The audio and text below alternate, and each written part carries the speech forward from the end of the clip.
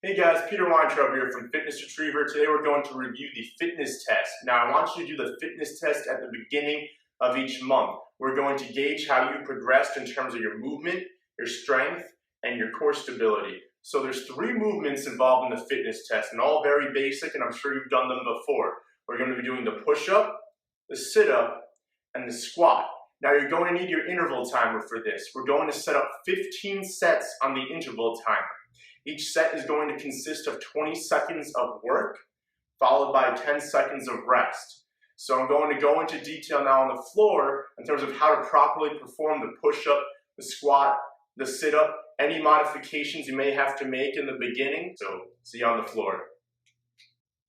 All right, so the first exercise we're going to do is the push-up. Now I'm going to show you first the regular way and the preferred way I have you do it.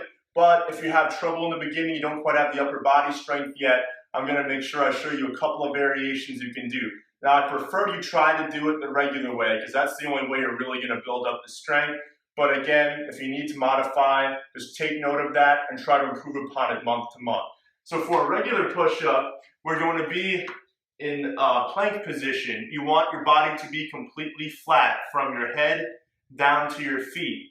And what you're going to do is you're going to lower your chest to the mat, and then you're going to come up. So if you're just doing reps, this is how a few of them would look in real time. So 1, 2, 3. Now, if you're having trouble going all the way down and coming back all the way up, there are a couple of modifications we can do. The first one is called a hand release push-up. So the start is going to be exactly the same. We're going to start in the push-up plank position. Now, we're going to lower our chest to the ground with a regular push-up, but we're going to release our hands so that we can develop momentum, drive through our hands, and pick ourselves back up. So a few in real time would look like this. We're going to go down, release, push up, down, release, push up. Now the last type, which I prefer you to try not to do, but you can if necessary, is called a modified push-up. You're going to start on your hands and knees, and you're going to cross your legs in the back. And you're going to have to crawl your hands out a little further in front than if you're doing a regular push-up. Next, you're going to bring your chest to the ground and come up. This makes it a little easier to stabilize your upper body, but also targets your upper body a little more.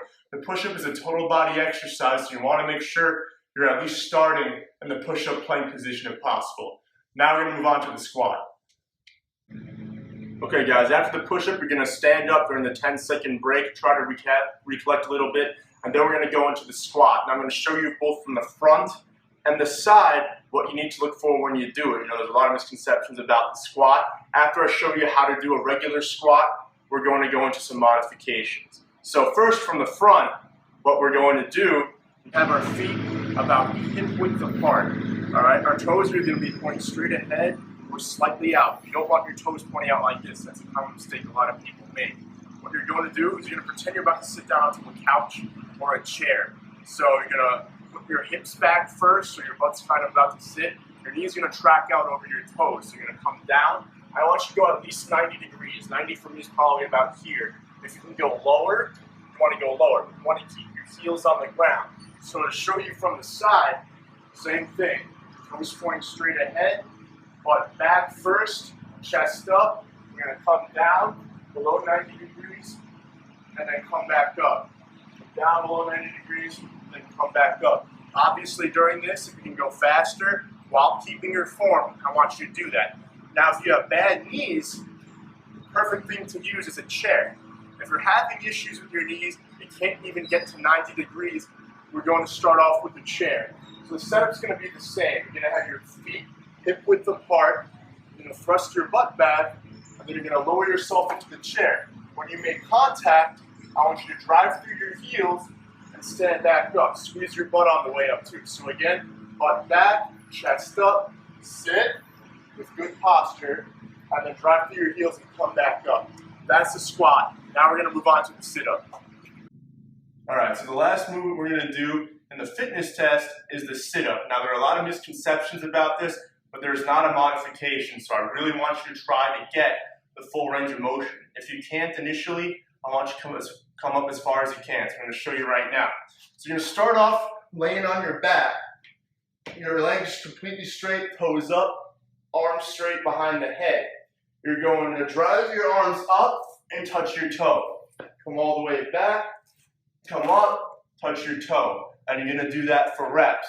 Now, a lot of people are not able to go all the way. So if you come up and you can only get to here, that's fine. If it's here, that's fine. The goal over time is to try to get it so that you can actually go all the way up and touch your toes. All right, so those are the 3 movements for the fitness test. Now again, try to do this beginning of every month or 1 month from your start date.